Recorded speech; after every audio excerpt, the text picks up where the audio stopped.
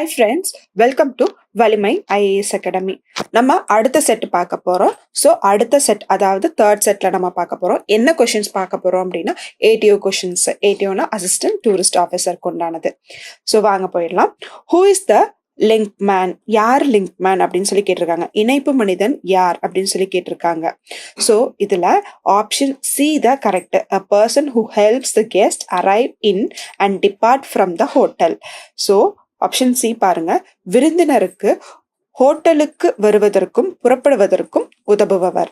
So யார் வர்றாங்களோ அதே மாதிரி யார் ஹோட்டல் விட்டு டிபார்ச்சர்னா ஹோட்டல்ல வந்துட்டு செக் அவுட் பண்ணிட்டு போறவங்க. செக் அவுட்னா அதோட முடிஞ்சிச்சு, அவர் இன்னும் அடுத்த ட்ரிப்புக்கு வருவார், சம்திங் லைக் தட், அந்த மாதிரி இருக்கிறது. ஸோ அதுதான் என்னன்னு சொல்லப்படுது.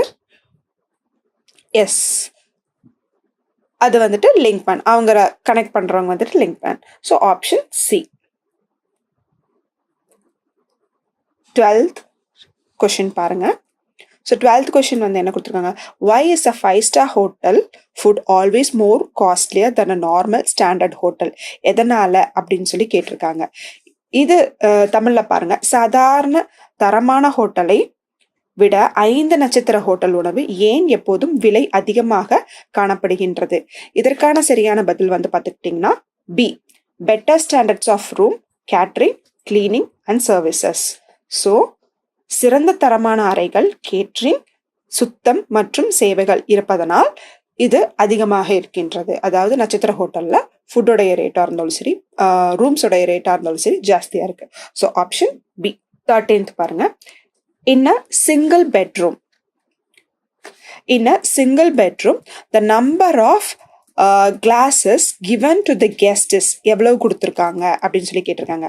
ஒற்றை படுக்கை அறையில் விருந்தினருக்கு வழங்கப்படும் கண்ணாடிகளின் எண்ணிக்கை என்ன அப்படின்னு சொல்லி கேட்டிருக்காங்க. ஸோ 2 கிளாஸ் கொடுப்பாங்க, அதாவது குடிக்கிறதுக்கு.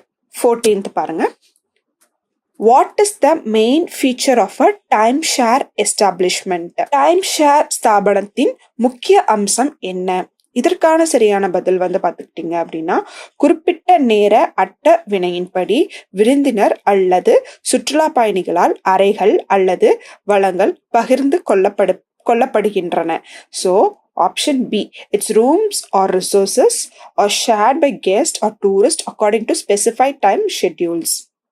இதுதான் இதற்கான சரியான. மற்ற ஆப்ஷன்ஸ் நான் படிக்கல அப்படிங்கிற மாதிரி நீங்க யோசிக்க வேண்டாம். And just saying the correct answer.